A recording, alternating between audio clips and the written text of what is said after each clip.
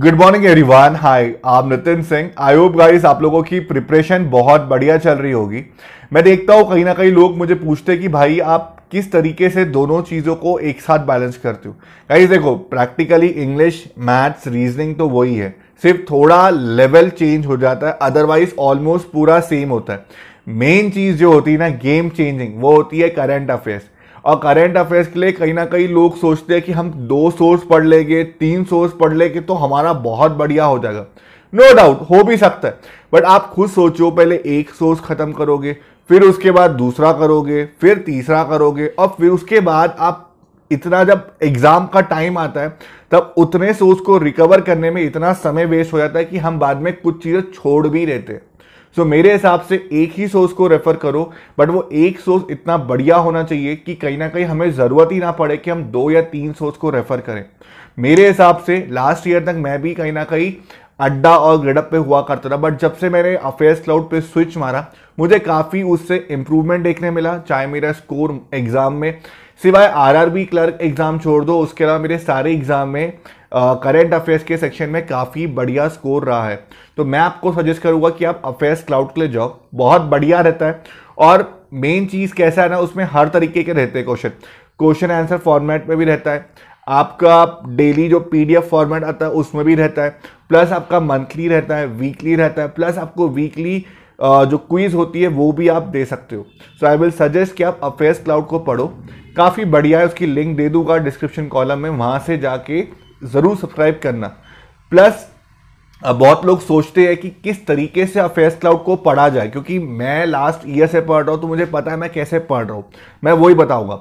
सबसे पहले कैसा है कि मैं कहीं ना कहीं पहले डेली पढ़ता था, बट जब से मुझे कोरोना हुआ था मैंने पढ़ना छोड़ दिया था, और उसके बाद मैंने वापस स्टार्ट किया तो मैं मंथली पीडीएफ पे स्विच हुआ। मेरा सबसे पहले रिकमेंडेशन ये रहेगा कि आप डेली की जो क्वेश्चन आंसर की पीडीएफ आती है उसमें एक तो डेली पीडीएफ फॉर्मेट में आती है, मतलब लाइक पूरी डेली जो लेंदी न्यूज़ होती है एक तो उसमें आती है, या क्वेश्चन आंसर के फॉर्मेट में डेली पीडीएफ आती है। मेरे हिसाब से आपको डेली क्वेश्चन आंसर वाली पीडीएफ को रेफर करना चाहिए। यदि आप डेली नहीं कर रहे हो तो वीकली करो, और यदि वीकली भी नहीं करना चाहते हो तो आप मंथली को रेफर करो, वो भी क्वेश्चन आंसर डिटेल वाली, ना कि भैया आप 70-80 पेज, क्योंकि उसमें कैसा होगा 70-80 पेज के अंदर आपकी आधी से ज्यादा न्यूज को वो लोग मिस आउट कर देते, तो कोई मतलब ही नहीं है पढ़ने का। फिर तो आप अड्डा पढ़ लो, ग्रेडअप पढ़ लो, 30 पेज का कैप्सूल, सिंपल एज दैट।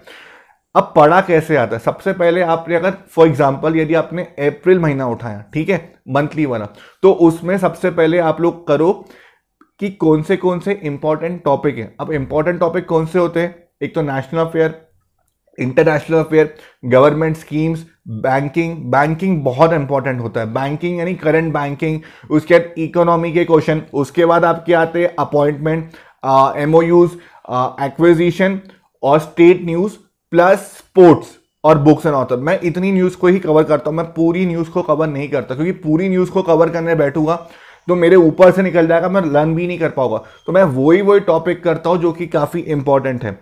इसको पढ़ना कैसे, सबसे पहले फॉर एग्जांपल यदि आपने करंट अफेयर्स का अफेयर्स क्लाउड उठाया तो आपने उसमें देखा कि फॉर एग्जांपल अप्रैल महीने में करंट अफेयर्स, मतलब जो नेशनल अफेयर्स है उसके अंदर अगर 125 न्यूज है, ठीक है, पीडीएफ में, तो आप क्या करो, आपको पता है कि आपको रोज के 3 घंटे कम से कम देने हैं करंट अफेयर्स को, क्योंकि आपको बाकी सब्जेक्ट भी पढ़ना है। तो 3 घंटे आप कैसे करोगे, 3 घंटे में आपसे जितना बन पड़ता है, चाहे यदि आपकी कैपेसिटी है कि आप 1 घंटे के अंदर 25 से 40 न्यूज कर सकते हो, तो आप 2 घंटे के अंदर 80 या 3 घंटे में 120 न्यूज खत्म कर सकते हो।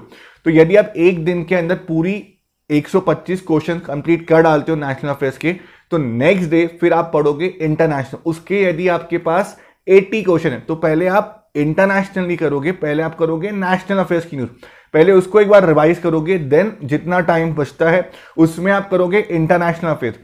थर्ड डे क्या करोगे, पहले आप वापस से नेशनल अफेयर्स, फिर इंटरनेशनल अफेयर्स की पुरानी न्यूज, फिर नई न्यूज।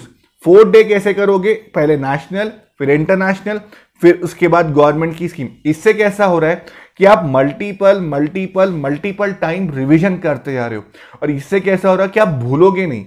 तो ये मेरे को जो लगता है ये थोड़ा लेंदी प्रोसीजर है, बट यदि आप इसको देखोगे, डीपली एनालिसिस करोगे, तो ये प्रोसीजर काफी बढ़िया है यदि हम करंट अफेयर्स की बात करें।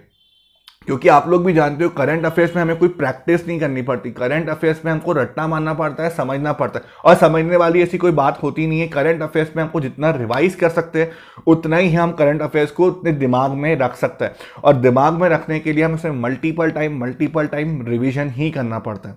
मेरे हिसाब से बहुत लोग मुझसे पूछते हैं कि कौन से टॉपिक इंपॉर्टेंट है। मैं आपको 10 टॉपिक बताऊंगा, वही सबसे इंपॉर्टेंट टॉपिक है। National affairs, international affairs, government scheme, MOU, appointment, banking, economy, उसके बाद स्पोर्ट्स।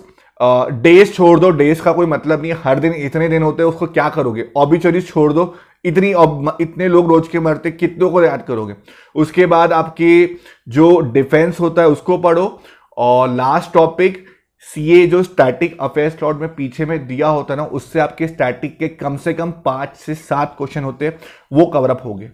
तो यदि इस तरीके से करोगे अफेयर स्लॉट को तो काफ़ी हेल्प मिलेगी।